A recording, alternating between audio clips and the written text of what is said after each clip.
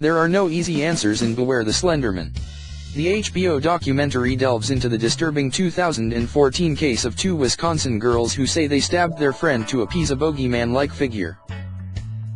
One late spring day in 2014, three girls entered the woods in Waukesha, Wisconsin. Two walked out unharmed. A 911 call made not long after revealed the hazy outline of a vicious attack. One of the girls had been found by the side of the road covered in blood, having crawled there to get help. In the days and weeks that followed, details emerged that were no less disturbing. The three girls, all 12 years old, were best friends. The victim had been stabbed 19 times with a 5-inch blade and had barely survived. After being taken into police custody, the other two girls told interrogators what had happened. They had lured their friend into the woods to kill her so that they could appease someone called Slenderman. Those who have spent any time on the internet since 2009 and who possess a passing familiarity with memes have probably heard of the fictional subject of HBO's new documentary, Beware the Slenderman, airing Monday. He's tall and pale with long limbs and no face. He usually wears a suit. Depending on who's doing the telling, he abducts children or is otherwise considered an evil spirit. Sometimes he's more of a guardian angel. Most importantly, the two girls at the center of the 2014 stabbing, Anissa Weier and Morgan Geyser, believed he was real enough that they insisted the attack on their friend had to be done. Beware the Slenderman, directed by Irene Taylor Brodsky, is a true crime film that's less interested in ascertaining guilt, since the girls confessed, than in the psychology and social factors that led to the stabbing in the first place. It deftly examines the rise of the Slenderman myth online, via online horror stories and art known as creepypastas, message boards, fan sites, and social media. But it also looks at the tangled intersection of children's neurological development, the ubiquity of internet access, literary history, adolescent insecurities, and mental illness, as well as the criminal justice system responsible for punishing the girls. In response to the question, how could this have happened? Beware the Slenderman stubbornly refuses to give a simple answer, or any of the expected ones. Bad parenting, the internet is evil, children are gullible, children can be monsters.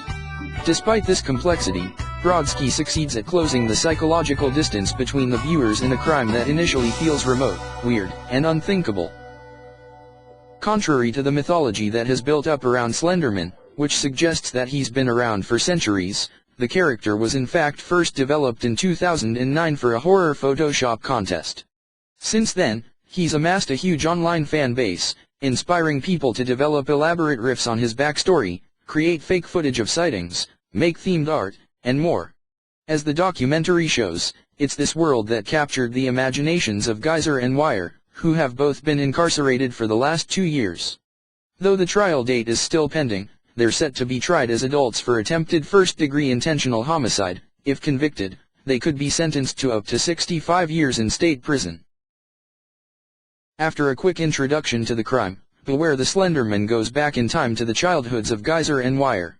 Not only that, but their childhoods as narrated by their parents. The choice to do so may raise eyebrows. It can be seen as an uncomfortable effort to immediately humanize the perpetrators without offering the perspective of the victim herself, Peyton Bella Lutner, who has since recovered from her injuries and returned to school. But, in a way, the director's decision was made for her. Lutner's family repeatedly declined Brodsky's requests to interview them and the girl herself. Let's face it, that is an unpopular tack. Brodsky told me of the choice to spend the bulk of the film's time on the perpetrators and their families. I think it's hard to have sympathy for someone who is capable of such violence and calculates it. As a result, Brodsky said she felt she had an obligation to go deep down into the rabbit hole of Geyser and Weier's brains, to use that extra bandwidth to delve into the psychology of the crime. Though she initially intended to follow the case through to the trial, she eventually realized that doing so would add little to the story. The girls already confessed, and most of the details surrounding the crime had come to light. How much are you going to hold a child accountable for this adult playground that we allow them to play in? The case bears some superficial similarities to another popular creepypasta, a story known as Candle Cove, written the same year Slenderman was created. The tale, about an eerie children's show, was turned into a 2016 sci-fi horror show called Channel Zero, whose first season centers on the mind-controlling powers of a piece of children's entertainment, and adults' inability to see kids as capable of frightening violence.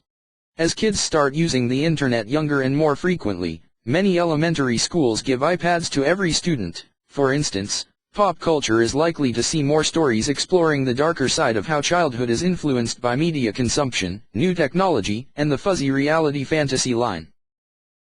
While Brodsky asks an array of experts to weigh in on the different facets of the case, the literary precedents of Slenderman, the Pied Piper of Hamelin meme culture, neuropsychology, she doesn't dig much into the question of whether a Wisconsin judge was right to determine that Wire and Geyser be tried as adults. State law requires first-degree attempted homicide cases to be tried in adult court if the accused is 10 or older. There are only so many experts that can argue this because so much of this boils down to your basic value system as a viewer, Brodsky explained. How much are you going to hold a child accountable for this adult playground that we allow them to play in? Despite using footage of courtroom testimony and police interrogation, Brodsky doesn't try to litigate different aspects of the case, not just the girl's guilt, but also whether different pieces of evidence should be ruled as inadmissible. As a result, Beware the Slenderman is able to keep its eye on the bigger picture. It's able to spend time with Wire and Geyser's parents, and watch them do the difficult work of resuming their daily lives while coping with the fact that their daughters nearly killed someone. It touches on the pain and stigma of mental illness. It presses the importance of monitoring children's internet use while acknowledges that such monitoring can only go so far. And the film does all this without fear-mongering or prioritizing sensationalism over its subject's humanity. While Beware the Slenderman isn't an easy watch and will undoubtedly inspire anxiety and panic in some viewers, particularly parents, it's a worthy one that helps make sense of a senseless crime.